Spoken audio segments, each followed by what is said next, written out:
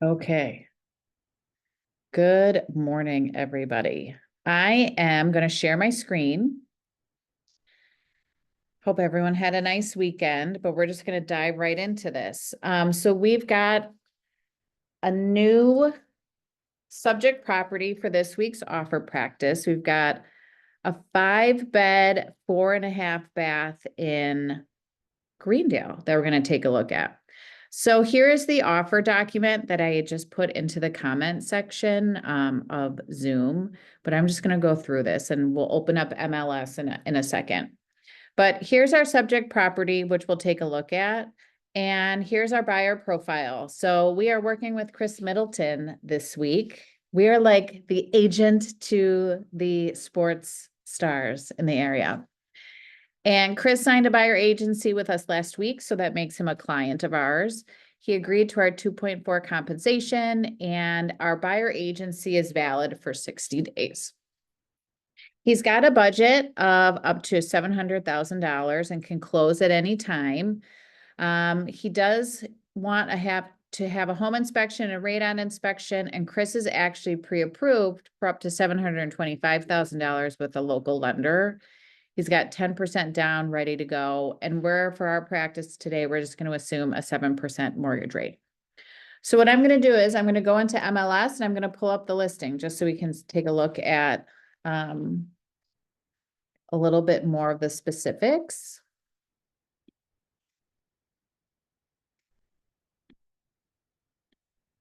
Okay.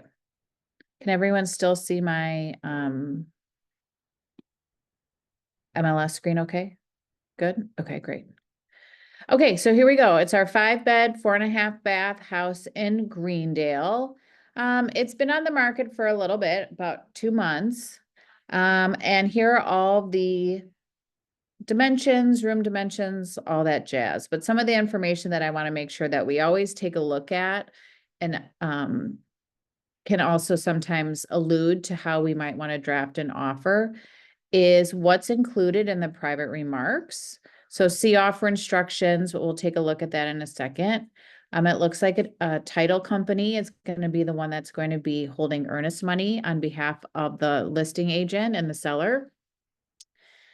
But then also some things too that we always want to take a look at is what are they offering in terms of the inclusions? So we've got some standard things here: oven, range, fridge, dishwasher, microwave, washer, dryer, hot tub, gazebo, and security system. But what I'm also going to do is take a look at the document section because I'm on a Zoom.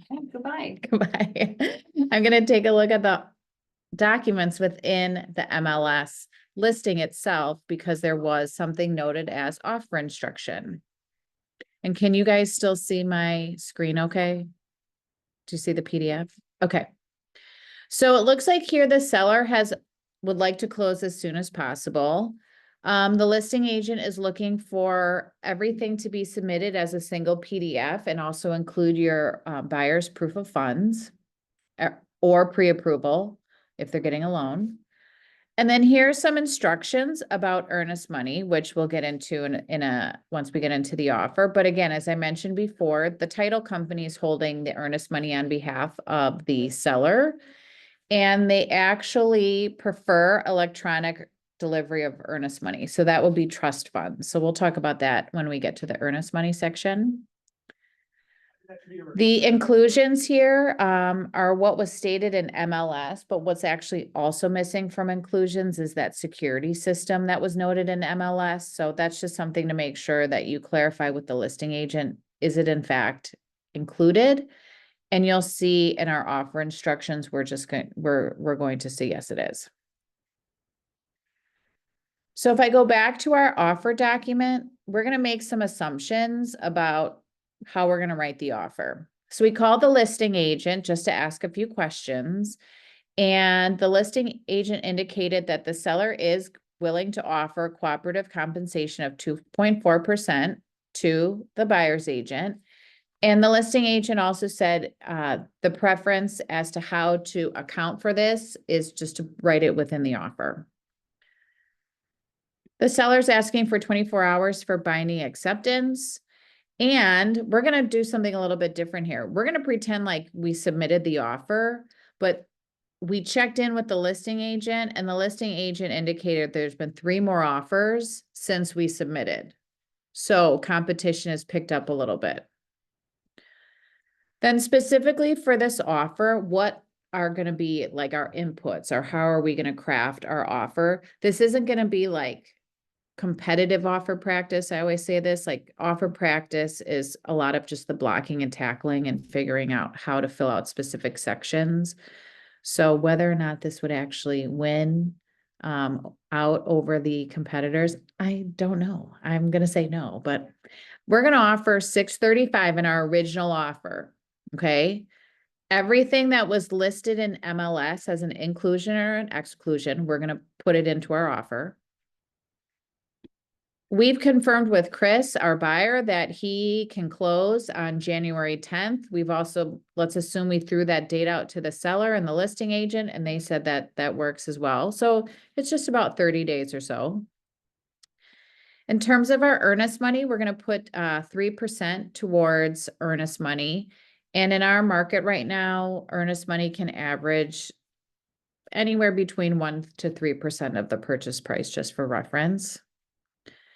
In terms of the contingencies that we're going to have, we're going to add a home inspection and a radon inspection, giving the seller the right to cure both. As it pertains to the home inspection, Chris has said he's willing to cover up to the first $2,000 in inspection repairs. So that means that we're going to be filling out an addendum AC to make sure that we account for that. Financing, he's getting a loan. He'd like to have the appraisal contingency included within the offers, giving the seller the right to cure.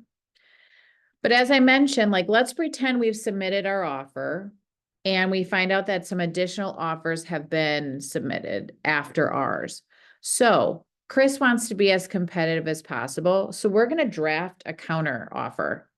You can draft a counter offer prior to your offer getting accepted.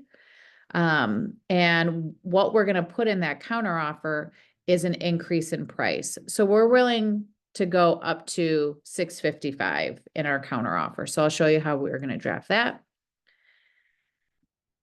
And then because we know that our listing agent has given us very specific instructions about earnest money, it's always just best practice to make sure you read the documents that are in MLS, to read the private remarks that are within MLS.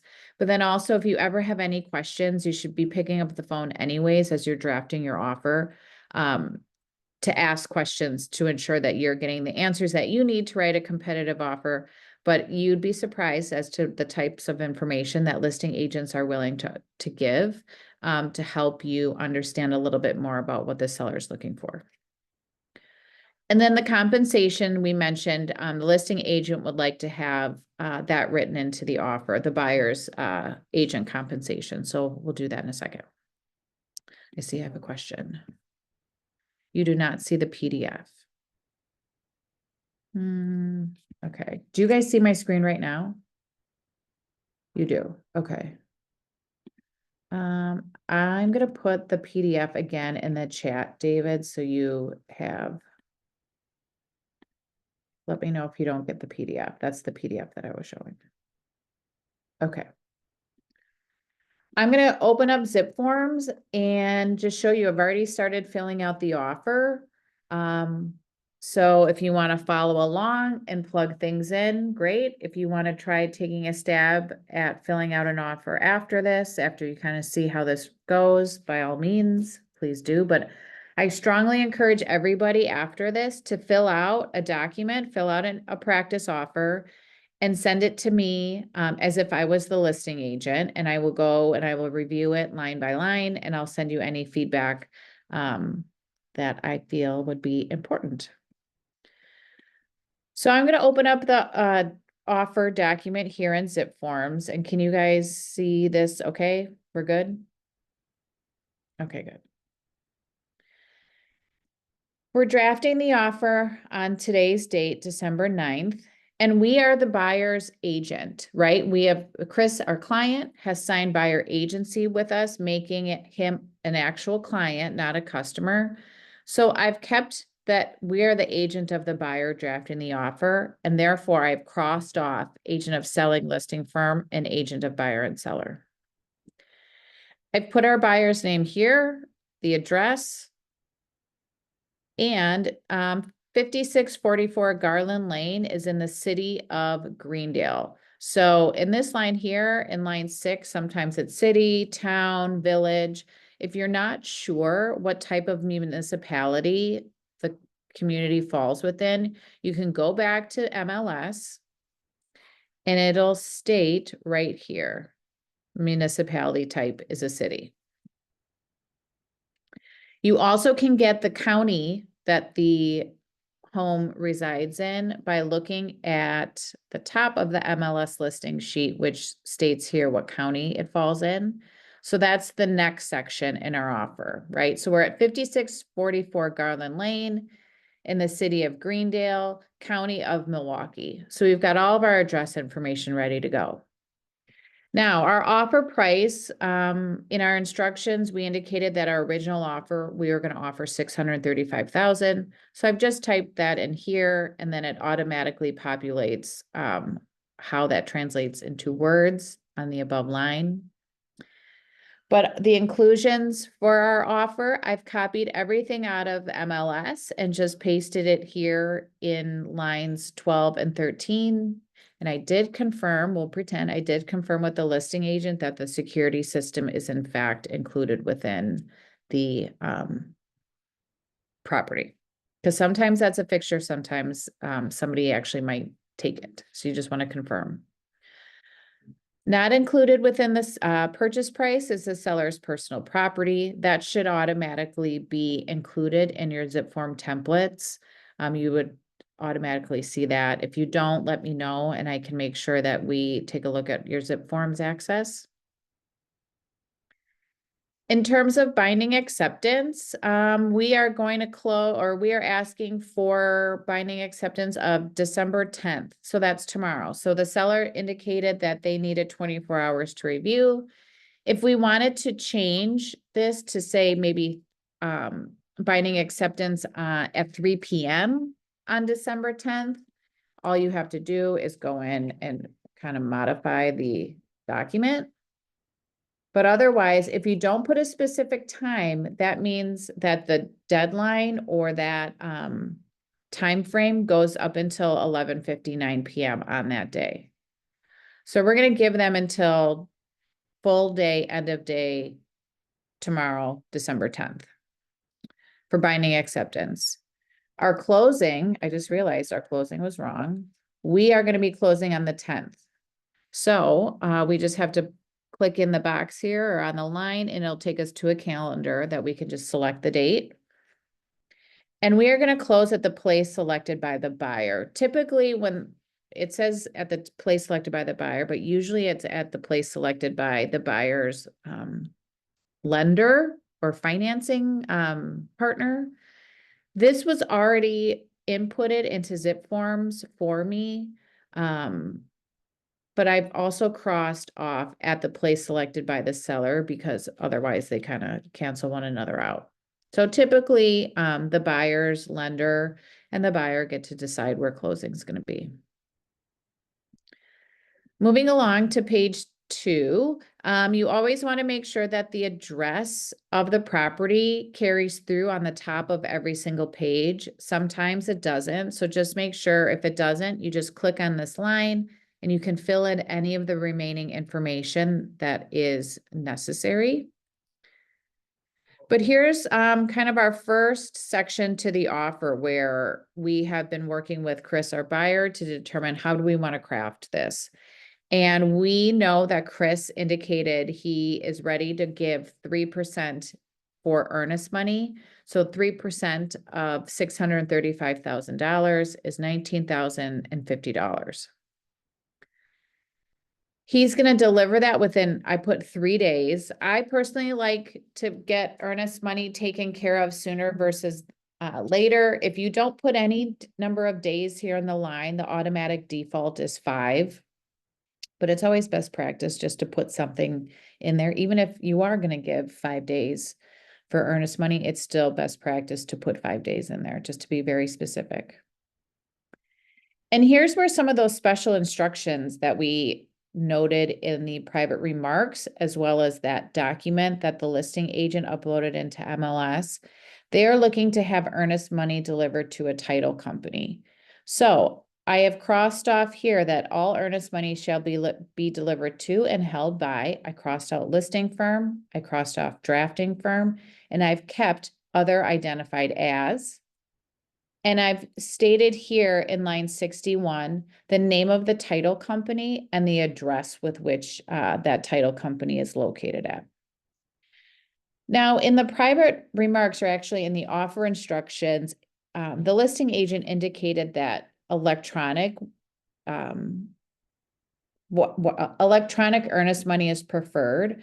So that's utilizing trust funds, which is an electronic way of taking money from your buyer's bank account and sending it over to the appropriate party that is holding the earnest money. You can do that through MLS. There's a lot of instructional videos on the MLS website that shows you how to use that.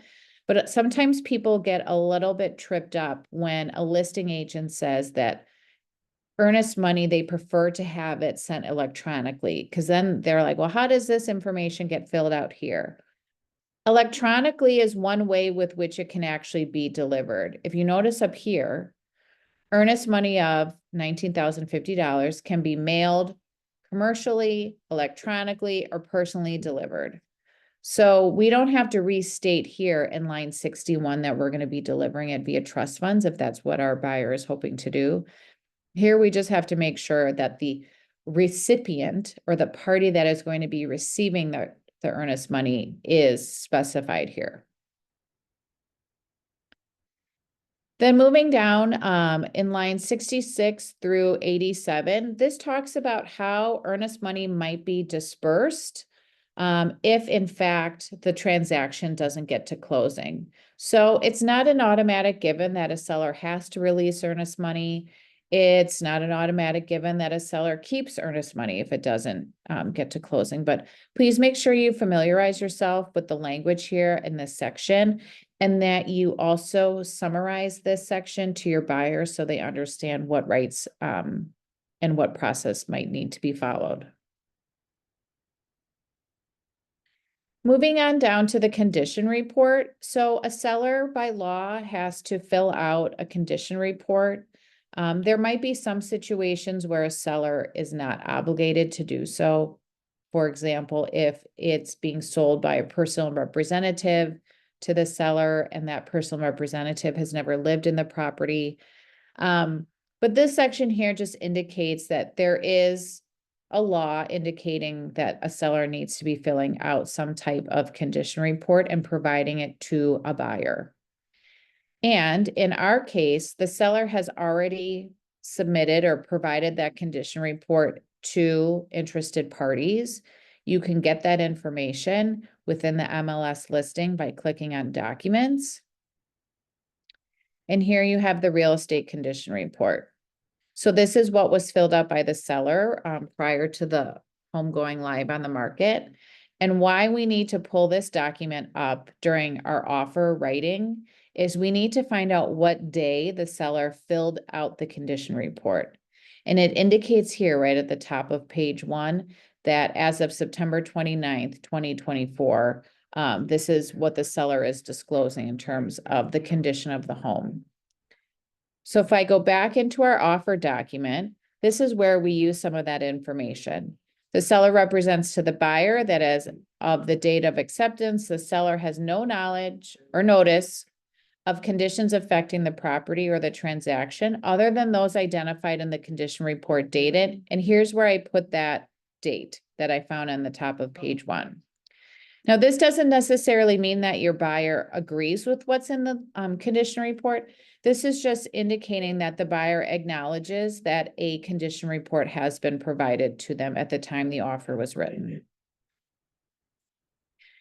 Then if I move down into page 3, this is a list of things that a seller would need to be disclosing as it pertains to defects. what they would need to disclose on the condition report. So usually there's nothing that you have to fill out here. It's just a list of things that sellers should be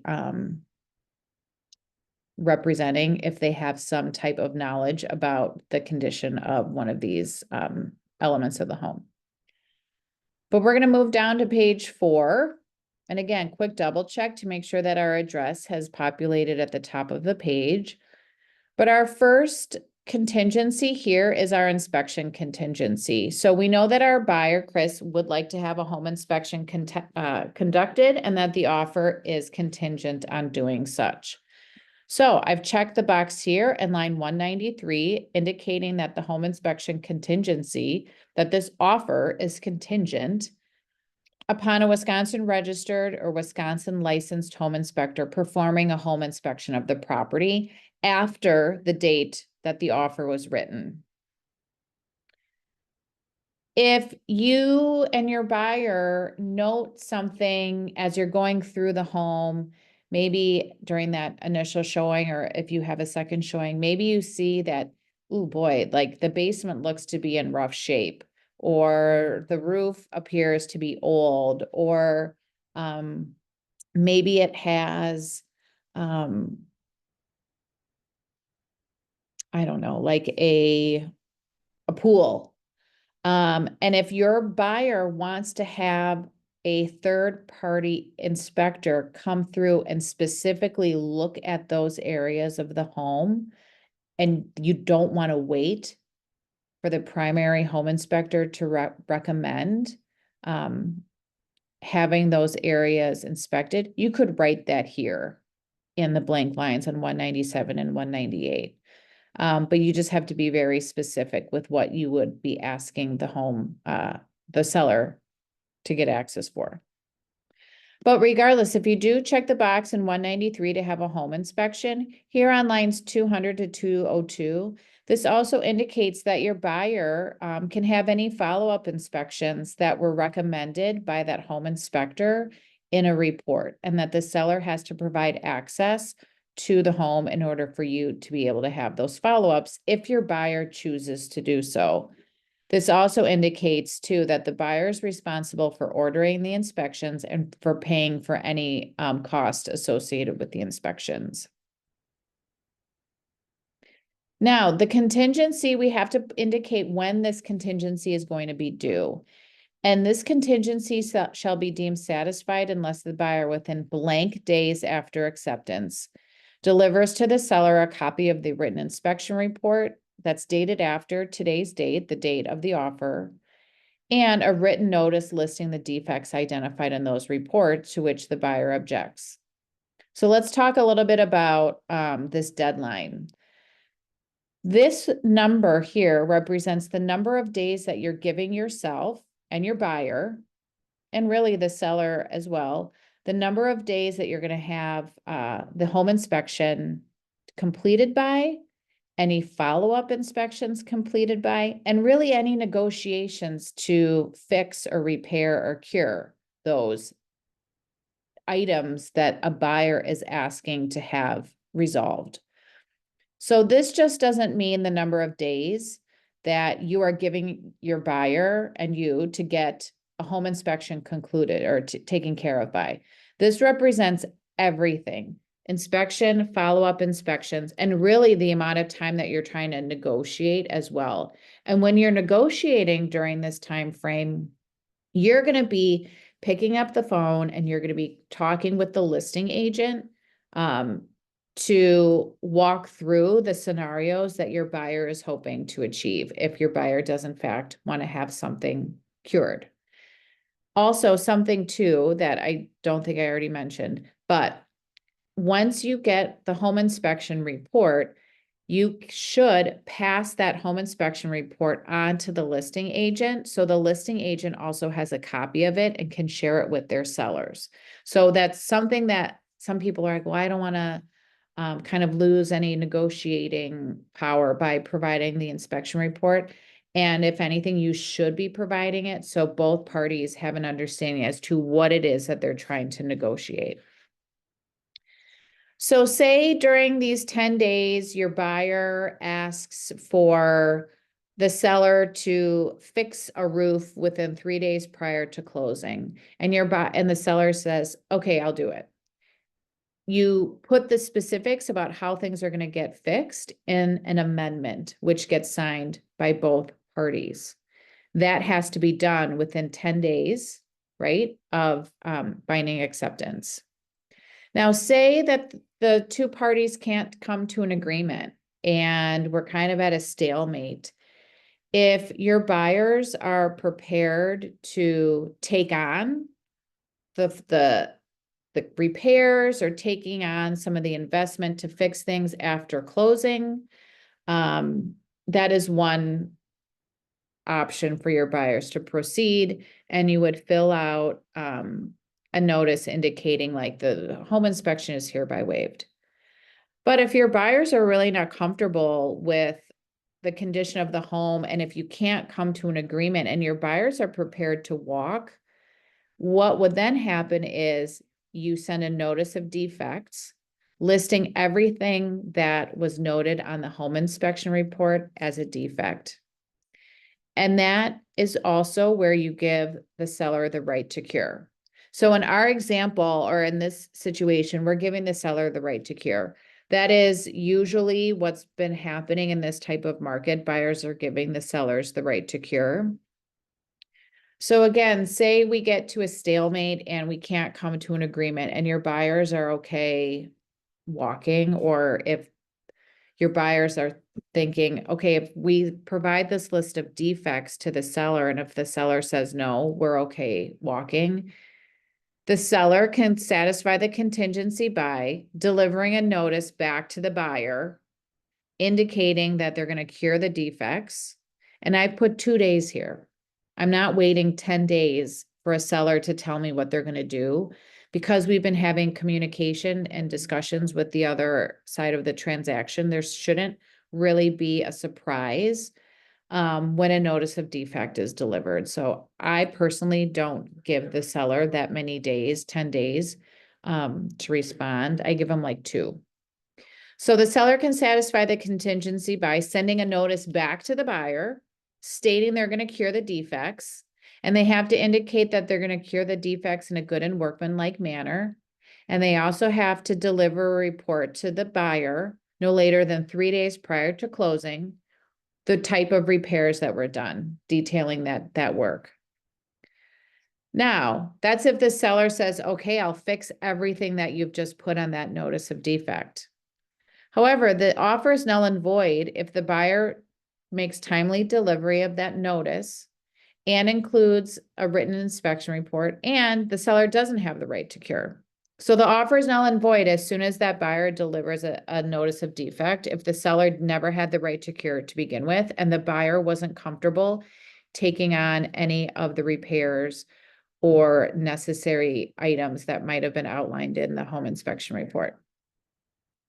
The offer is also null and void if the buyer makes timely delivery of the notice of defects and submits a written inspection report, and the seller has the right to cure, but the seller's delivering a notice stating, I'm not going to cure it, right? So we've delivered a notice, the buyer or the seller has waited 2 days, and now they're coming back to us and saying, we know that we have the right to cure, but we're not going to cure. Or the offer is also null and void if the seller, after receiving your buyer's notice of defects, doesn't get back to the buyer within the time frame here that we've asked for. So this can be a really tricky contingency for a lot of people to navigate, both buyer's agents as well as listing agents. All of the information or all of the various scenarios in terms of how things would net out are listed here in the offer document. So make sure you familiarize yourself with the language, but we also have quite a few contract trainings from a few months ago that are uploaded onto our YouTube channel that specifically cover the home inspection contingency. So it's always best practice to go through that contract training playlist on YouTube and see what trainings we have available, because we more than likely have something that goes into a little bit more specifics as to how to navigate that situation versus the level of specifics I'm providing today. So I'm going to then go down into the radon test. Our buyer has indicated he also wants to have the home tested for radon. So I've checked the box here, making the offer contingent upon it. This is something, this contingency usually follows the same time frame as the home inspection contingency, because many home inspectors can also now do radon tests at the same time as the home inspection. So whereas earlier our home inspection contingency was due within 10 days, I've indicated the same time frame here for the radon test as well. But one thing that I want to make sure that I call out is, again, a third party has to be the party doing the radon test. It just can't be like a buyer doing it themselves. And you have to indicate who is going to pay for that test. And I've indicated that the buyer, it's going to be at the buyer's expense. If you don't strike one, it's automatically at the buyer's expense. So again, like back in the home inspection contingency section, there was a line indicating that inspections are at the buyer's expense. The radon test follows suit as well, unless otherwise specified. So at the top of page 5, we're talking about now who has the right to cure the radon test. In our market, it's very common for sellers to have that right to cure. And it almost follows the same process as the home inspection. So when you get the or the radon test report back from the inspector, you should pass that radon test along to the seller so they have that information. And if it does come up that the levels of radon exceed, the 4.0 picocuries, I don't really know that that too specifically. But if the radon comes back high, and the seller has the right to cure, the seller can satisfy the contingency by delivering a notice indicating they will cure within 10 days after the buyer sends a notice. And the right to cure is usually done so by installing a radon mitigation system. They can cost usually about like $1,500 just for reference, but that's how a seller would cure. Now, the offer is null and void if the buyer delivers notice and that radon test report to the seller, and the seller never had the right to cure to begin with. Or the offer is null and void if the seller has the right to cure, but the seller writes back to the buyer in the form of a notice stating they're not going to cure. So offer is null and void. Or the offer is also null and void if the seller has the right to cure, the seller has received a notice indicating that the buyer would like the seller to cure, but say the seller doesn't deliver the notice back in time, indicating they're going to cure or not. If they just don't get back to the buyer within X amount of days, the offer is null and void. Okay, moving into financing. So we know that our buyer, Chris, is getting a loan. So we've checked the box here in line 248, indicating that the offer is contingent upon the buyer getting a written loan. The type of loan here is what you put in line 249. So in our case, Chris is getting a 30-year conventional. It might be a 15-year conventional. It might be an FHA loan. It might be a VA loan. Whatever type of loan your buyer is getting should be summarized here in line 249. And then we're indicating that we're going to be providing that loan commitment within a certain number of days after acceptance. Well, because our preferred closing date is give or take within 30 days, we have to make sure that we are assigning a deadline for financing that falls within those 30 days, right? So here I've put in line 251 that our buyer is going to deliver that loan commitment within 20 days after binding acceptance. If you're not quite sure how fast your lender can move by all means, you should be picking up the phone anyways and alerting the lender that your buyer is going to be writing an offer. And just ask, like, how fast can you get things done? The last thing you want to do is put in a very short time frame here and not be able to meet that time frame. So it's always just best practice to pick up the phone and ask the lender a little bit more about how you could craft this financing section. But for our practice today, I'm indicating that we're going to deliver that loan commitment within 21 days. The financing selected shall be in an amount of not less than blank. So this amount here in line 251, this amount represents the buyer's principal amount of their loan. So the principal is the purchase price minus the down payment. So we know that our buyer is putting 10% down.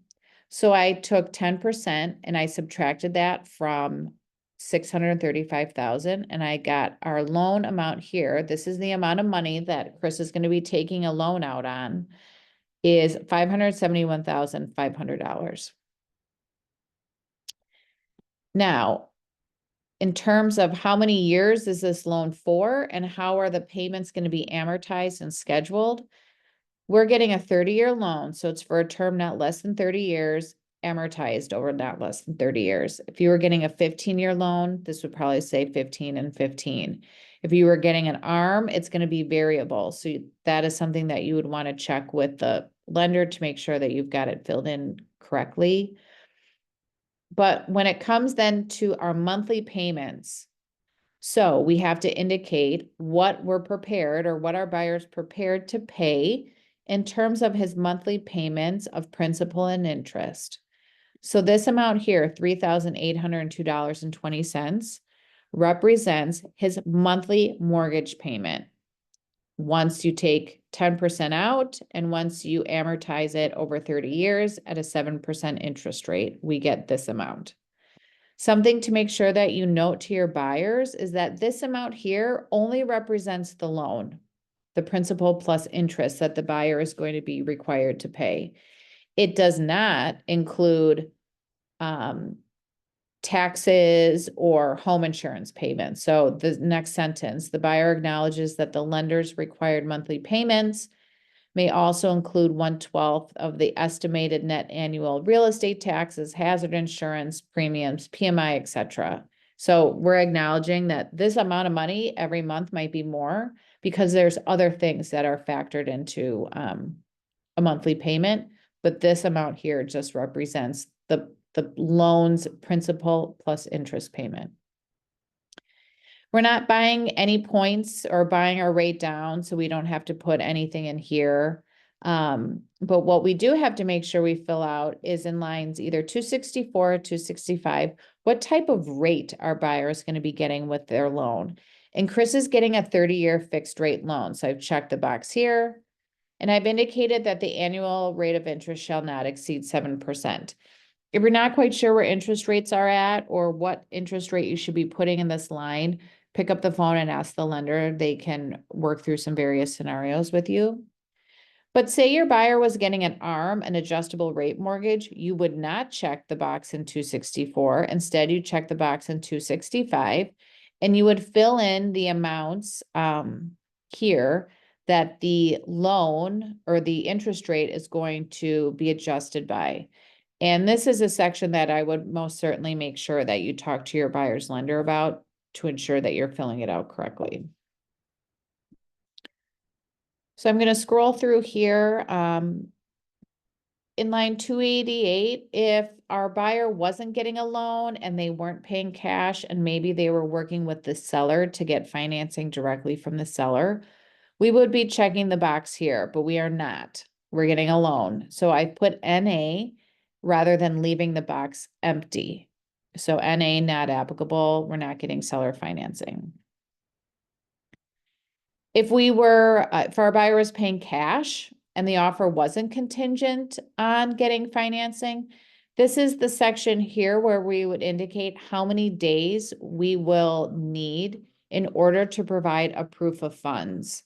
So similar to a pre-approval letter where a buyer that's getting a loan gets a letter from a lender indicating that they've been pre-approved for a mortgage, a seller is going to want to also know if a buyer is paying cash that they have the funds on hand to do so.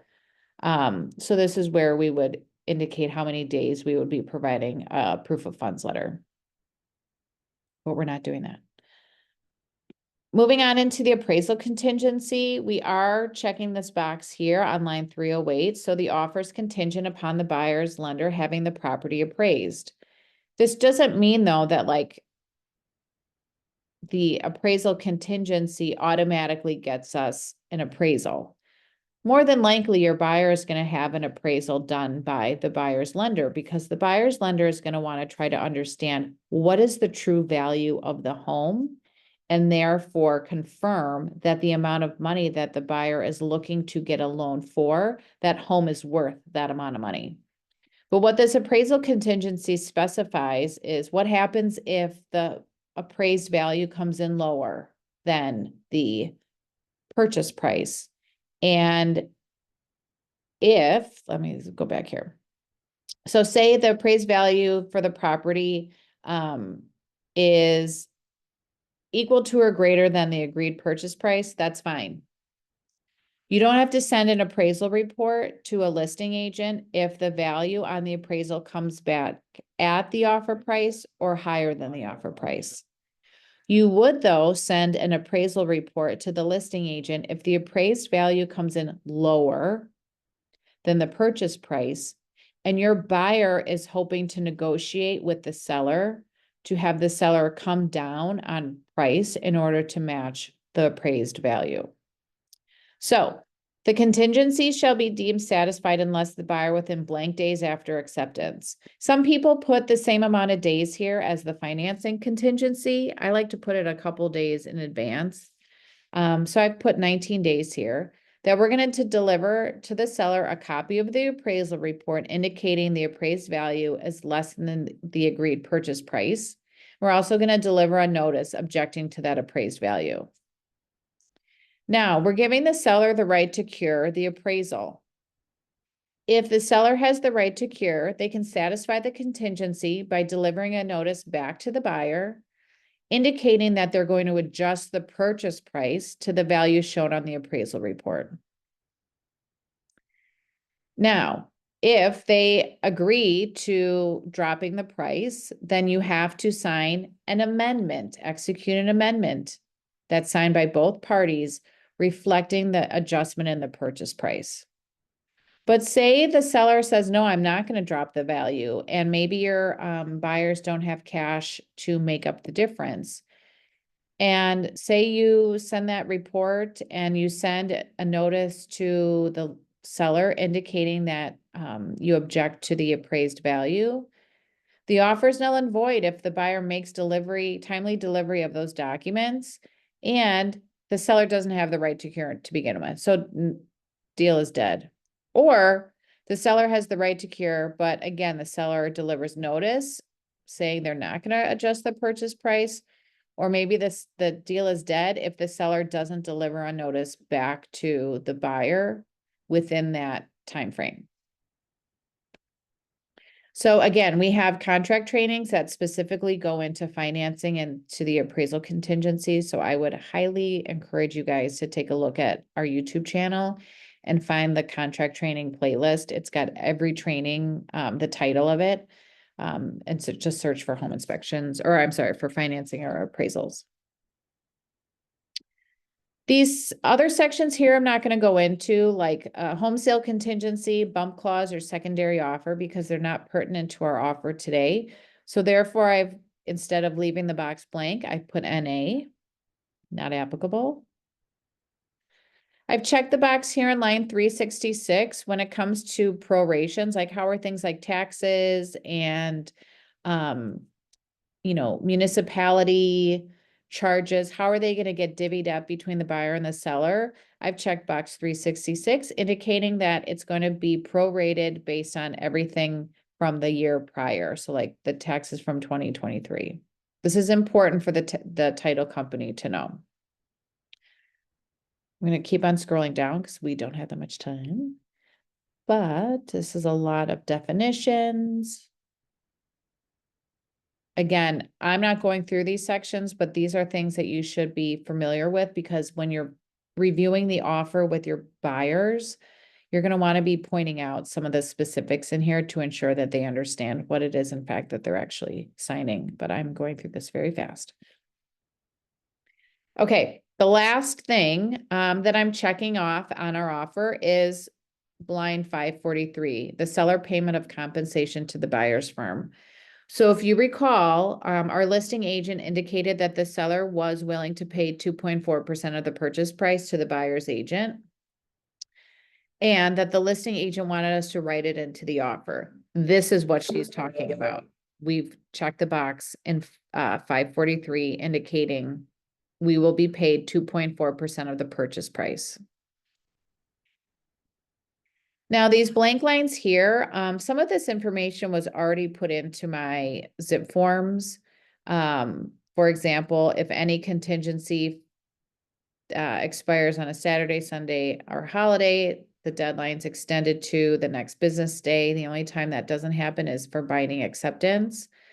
But I've also added some language here about if the seller has the right to cure, how they need to cure it. And that's using a professional licensed expert and curing things in a good and workmanlike manner. You can get this type of language by clicking here on the clauses button and going under global clauses. And here we have 22 different types of clauses that might be our most commonly used clauses that one of our attorneys has reviewed and has given us the okay to use. So for example, here, if I click on right to cure, this is that language that I put in my offer talking about how a seller has the right to cure and how they need to cure. So I literally just copied this and pasted. Then I've listed here the email addresses for the seller and the buyer. I've checked off the box that we are in fact including some additional addenda within this offer. We're going to include addendum A and addendum AC. I've indicated that I'm the agent drafting the offer and there's my firm name. So that's the offer. I'm going to go quickly into addendum A, which is again one of the addendums that we indicated is going to be part of our offer. And really for this specific practice, we're not including many of the contingencies or many of the sections that addendum A gives a buyer the opportunity to include. So I've just indicated the date of our offer. Here's our address, but we're not asking for seller credits. We're not getting a home warranty. There isn't an HOA fee. We're not having any specific testing done, like a well test, water test, septic system. So I'm going to scroll on down. We're not getting a VA loan. Really, the only box that I'm checking here in addendum A is that we're including the lead-based paint addendum, which is addendum S to our offer. So at the bottom, you have to fill in your information here for the buyer's firm. So this is all of your information from address to firm license number to your license number. But then here on the right-hand side is where you fill in the seller information, which is actually the listing agent's information. And you get all of this information from MLS. If I go back to MLS, it's all right down here at the bottom. So Sarah's phone number, Sarah's address, the listing office, license number, and then Sarah's listing agent license number too. So that's where you get all that. So that's addendum A. The last addendum that we're going to be filling out is addendum AC. And addendum AC is broken up into 3 sections. The first section talks about if a buyer is willing to take on the first, like a set amount of money, or they're willing to take on repairs that equal to a specific amount of money. The next section talks about if there is a gap in the appraisal and maybe the buyer has money on hand to make up a portion of that gap, we would be specifying that here. then the last section on this document is if the buyer wanted to include an escalation clause. So meaning they would want to raise their offer price if they find out that another offer has come in that might be higher than our original. So we're not filling out sections, the appraisal gap or the escalation clause today, but what we are including is the inspection contingency. So this section indicates that the buyer is willing to cover the cost to repair or replace items up to $2,000. So we knew that Chris told us, I'm willing to cover the first $2,000. Well, what happens if things cost more than $2,000? This is where we start talking about like, how can we agree on a right to cure and an amount, and even like the process with which we're going to be curing. So this talks about here how we're going to get estimates. They're going to be received by independent qualified professionals. Again, the buyer's going to pay for any of the costs associated with getting those estimates. Now, what happens if maybe your buyer is willing to give the seller the chance to also get estimates from third-party contractors? You would check the box here indicating such. I actually don't mind giving sellers the opportunity to get their own estimates in. Sometimes it helps alleviate, especially if we want to get one or two points of view. But this just indicates, yep, we're giving the seller the permission to do so. And say, for example, maybe I have a roofer come in and the roofer tells me it's going to cost $10,000 to fix an area of the roof. Maybe the seller has a roofer come in and their roofer says, yeah, that's only going to cost $5,000. So we've got two different estimates at two different amounts. What happens? This states here that the parties agree that they're going to average the differences. Now, what happens if maybe you're trying to get an independent contractor or a third party in there to have a follow-up inspection? Maybe you're running into a time frame or a timeline that is going to be too tight for you to meet this contingency deadline. If you check the box here on line 25, either party can extend that original deadline for the inspection contingency by blank number of days, but you can only extend if you put it in writing. So it's not like an automatic extension. So it's very common for people that are using this section of the addendum AC to check the box that we'd like the opportunity to extend the deadline if needed. But again, it has to be done in writing. So that's all we have to fill out on addendum AC is the inspection contingency. So again, for our practice today, we're pretending that we've already submitted our offer. That offer included addendum S, addendum AC, addendum A, but we're also going to submit a counter offer. Because we haven't received an accepted offer, we still can negotiate with the seller based on terms that we might want to be changing before a seller accepts the offer. So what I've done here is I've drafted a counteroffer. This is counteroffer number 1, and it's been drafted by the buyer. So I've crossed off seller. I put here the date that our offer was drafted on, December 9th. I put the buyer's name here, the address that we are writing the offer on. And I've indicated that we are changing the purchase price. So all terms and conditions remain the same as stated in the offer, except the following. So everything else has stayed the same in terms of our contingencies. The only thing we're changing here is the purchase price, and we're revising it to be to $655,000. Okay. Arnie, you have a question. Yes.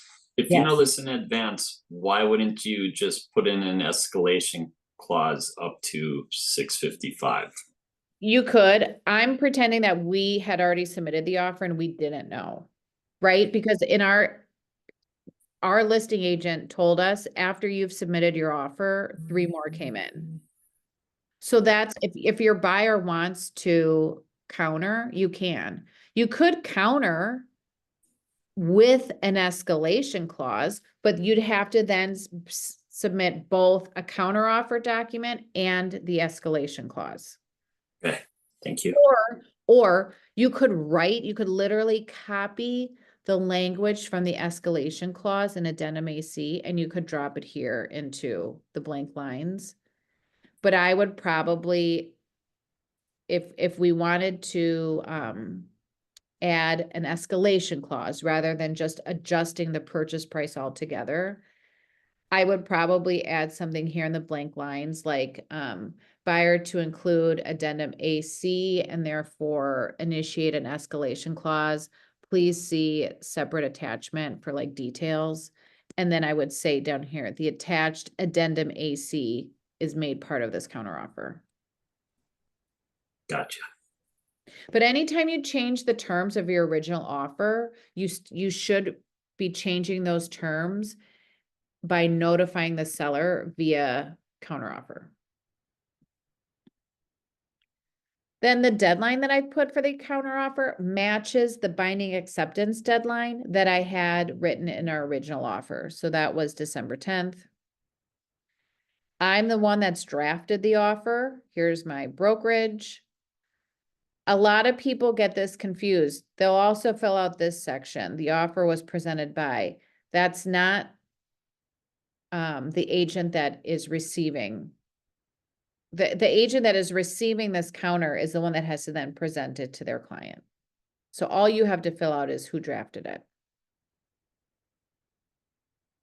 Okay, I know we flew by that. So here's what I'm hoping folks do. You send me a completed offer packet by tomorrow at 11 a.m. I will take a look. I will give you line by line feedback. Send me a cover letter as well. So the cover letter being that summary of the offer that you would include in your email to the listing agent. And remember, the listing agent specified she wanted all the documents in one PDF. That's really how you should be sending it to any listing agent. So she's just reiterated, please do it as one PDF. But that is by all means absolute best practice for any type of offer. Even if they don't specify that they want it in one PDF, you still put it in one PDF. Okay. Anybody have any immediate questions? No? Okay. Well, happy practicing, people. Thank you. Have a fun day. Oh, you too.